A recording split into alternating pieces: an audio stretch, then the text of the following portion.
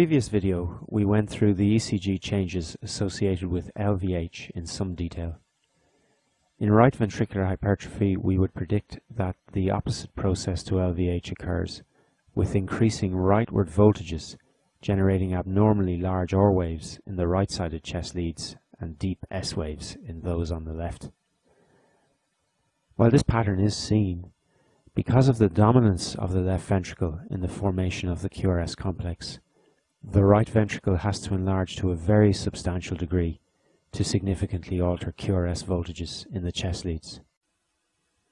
However, in the presence of gross RVH, when the RV wall has increased to at least twice its normal thickness, the depolarizing voltage generated in the enlarged right ventricular muscle mass can produce abnormally tall R waves in the right-sided chest leads and persistent large S waves in those on the left. In fact, an R wave in lead V1 higher than 7 small squares in amplitude, as illustrated in the example shown here, is highly suggestive of the presence of underlying RVH. Equally, if the R wave in lead V1 is higher in amplitude than the S wave in that lead, this is also strongly suggestive of underlying hypertrophy. The ECG shown here is from a patient with chronic pulmonary hypertension. Again, we would invite you to stop the video at this point and analyze the changes present. You'll notice the prominent R waves in the right-sided chest leads and significant S wave activity in those on the left. When we examine lead V1, we find that the R wave is 2 large squares in amplitude, or 10 small squares, well above our limit of 7 small squares. This is consistent with underlying RVH. You'll also notice the T wave and ST segment changes present in this example. The ST segments are depressed below the isoelectric line, and the T waves are deeply inverted in the right precordial leads.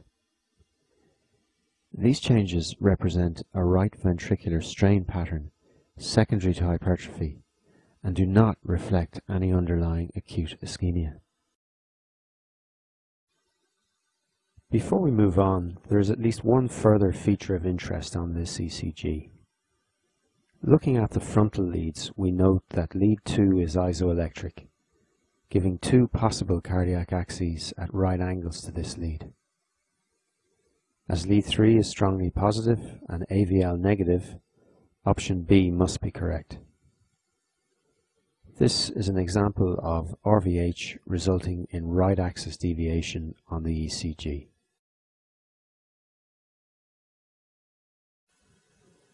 To complete our brief discussion of the ECG changes associated with RVH, it is worth mentioning that although there are other causes of a dominant R wave in lead V1 unrelated to hypertrophy, the V1 R wave voltage criteria we've just applied to this ECG have reasonable specificity.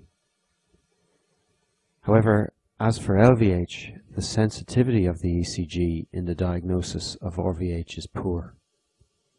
In fact, it is only possible to diagnose about 1/5 of RVH cases from ECG changes alone.